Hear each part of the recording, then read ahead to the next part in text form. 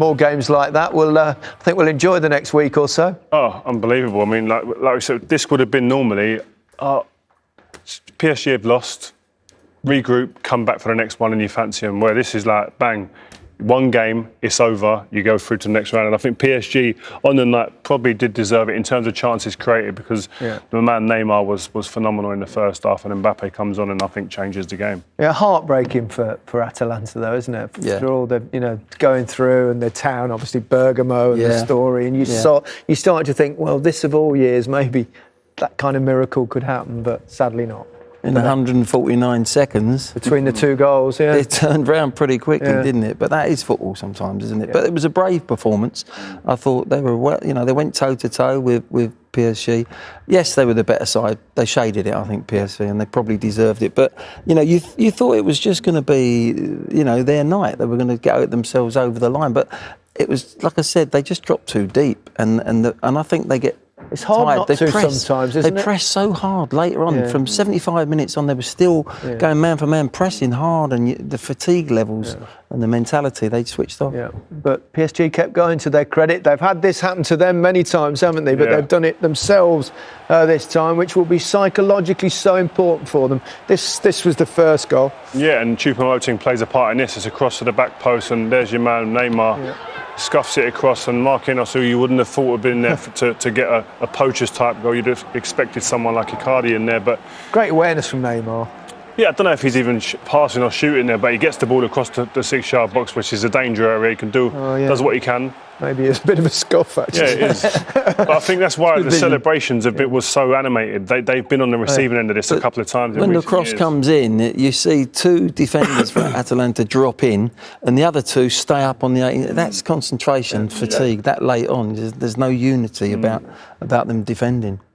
OK, well, as you said, 149 seconds later, Choupo-Moting, of all people, scored the winner, came on as sub, made a big difference. And you could sort of smell it coming once they got to 1-1, Glenn. Yeah, I mean, we sensed it. We're sitting there going, oh, no, they're too deep, whatever. And the sort of quality of the players they've got, and this is quality. Look, bang, the movement that he didn't have someone making that movement first half was there. Mbappe just sort of comes towards the ball, bang, he's in. And it's a split second. And you can't blame any defender in the world there. You really can't, because it's done very quickly. I think it's the awareness as well from Neymar. He's back to Mbappe, knows he's there. His first touch opens his body out to be able to play that ball, and then it's the timing and the awareness of Mbappe to make that run, the intelligence, the pace, and then decision making. That's what I love about Mbappe. He's got the decision making, all that pace, all the skills, etc. But decision making at the end, at the cutting edge of the game, he makes the right decisions. OK, we can hear from the goal scorer, Choupo-Moting. He's with Des Kelly. Eric, that was some incredible drama. Well done. That's the kind of celebration that we've been seeing. It's been an incredible night for you and for the team. Yeah, definitely. It was all in all a crazy game, a tough opponent, and I think we showed such a good moral till the last second. We believed in us. It wasn't easy because we had some good occasions. I think Ney did a great game, unbelievable game. But had some occasions, unfortunately he didn't score, and when I came on I thought to myself, we can't lose, we can't go home like that. And yeah, I was confident in myself, confident in the team, and then the rest is a little history of Paris. That's right, and the history of Paris Saint-Germain has been sort of bad luck and jinxes in previous campaigns, and people were wondering if there was a mental block, but clearly that's not the case. We saw that from the character of the side. Yeah, exactly. To be honest, since month we have a good feeling in the team. We're enjoying good moments on the pitch and off the pitch together, and we won already 4 titles this season, but the most important is this one, and we really believe in us, and we did it today, and everybody knows we have individual top quality, but we wanted to show it also as a team, and it's a big step today against a very good opponent. Respect to Atalanta Bergamo, and I'm very happy that we did it today. As you say, you've won plenty of domestic trophies, but this is the real prize, the one that the club really wants. Yeah, since a long time. We never won the Champions League, and I think with such a team you have to have this ambition. It's such a big club, and we will give everything in the next game and continue to believe, and everything is... Football has its stories. And you have such a great squad and the in-depth talent. Mbappe, when he came on, he did add something as well. For sure. Not only the assist, he had straight away some good actions, and he's one of the best players in the world. Congratulations. Have a really good night. Thank you. Yeah, there's no question that Neymar's one of the best players in the world. Let's have a look at his night, because he was involved so frequently.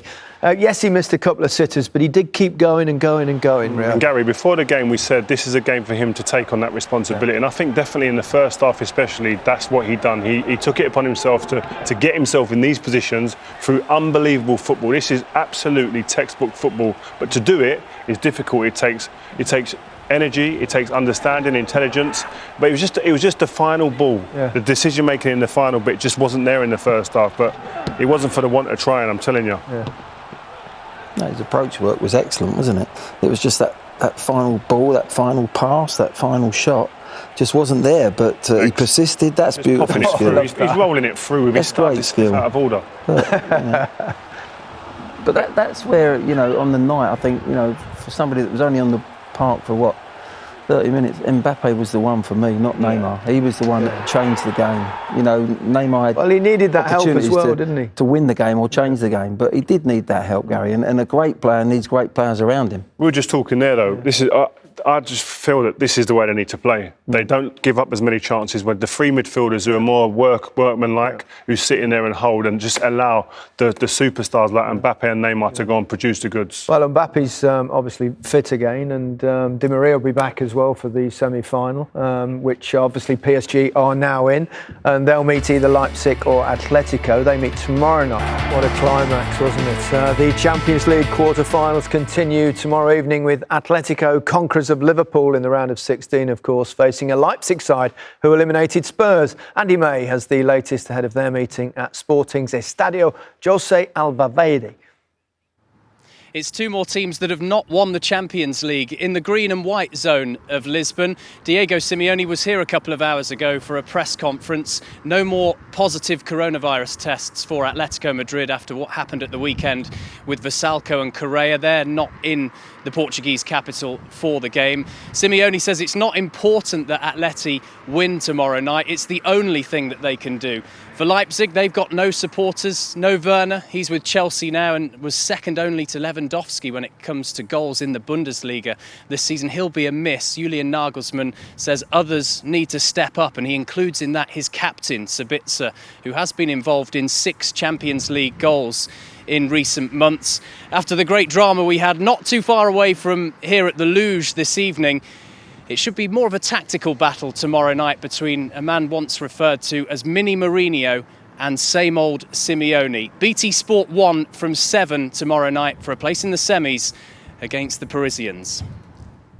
Well, I think we all thought tonight's game would be open. We thought perhaps we'd get more goals, but we did get 3 in the end.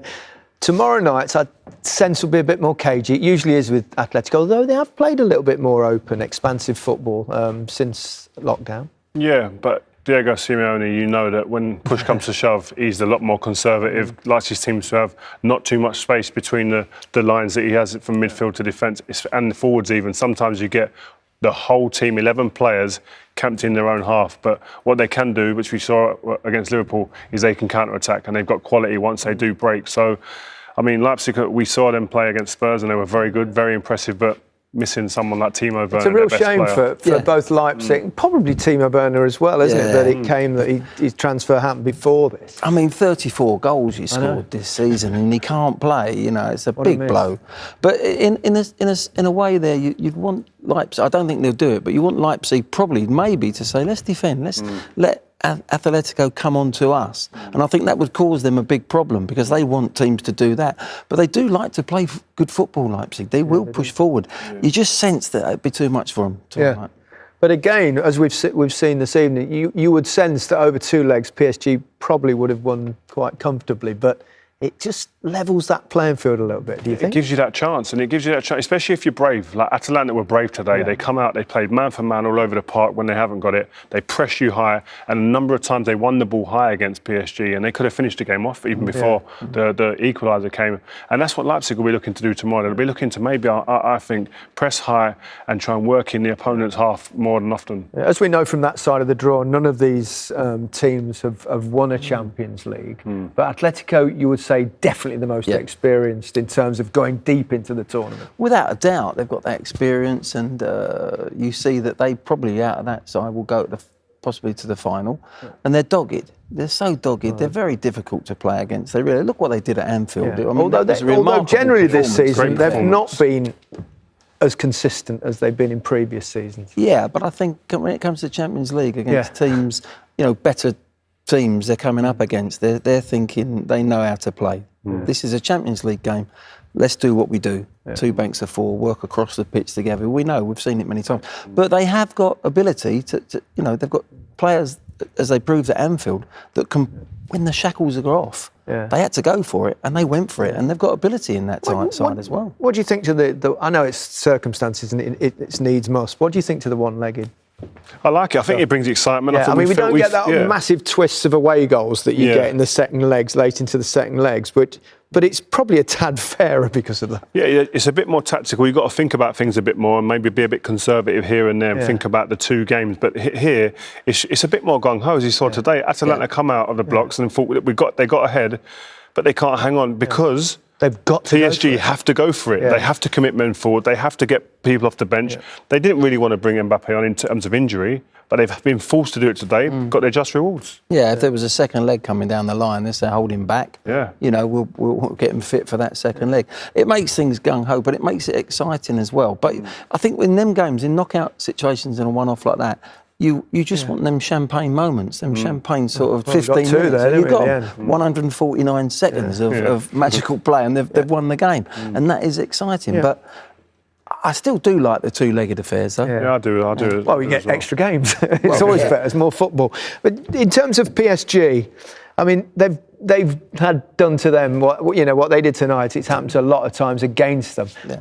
Could be like a mental turning point for them. It could be psychologically very important. It could be. I mean, they've conceded 1. That's the impressive thing for me. All the flair players they've got going forward, and Rio was right. What we're talking about, the 3 in midfield are a lot tighter. Whether Di Maria comes back in, or I think their best way of getting through right the way to the final is to play a bit tighter and play on the counter, because that suited them tonight. I think it's a big decision for Tuchel. Yeah, massive decision now, because like we were saying, I think the 3 in midfield that shore it up and make it a bit stiffer defensively, allow your superstars, the 2 game changers, to go on there. Where you've got Neymar and Mbappe, you've got hope. You've got a chance against anyone to beat anyone. Them 2 can open up any team on the planet. Over the years, when we've watched Paris so many times, so many years trying to win this trophy, who'd have said they're only going to concede 5 goals in the Champions League? No, you go, no way.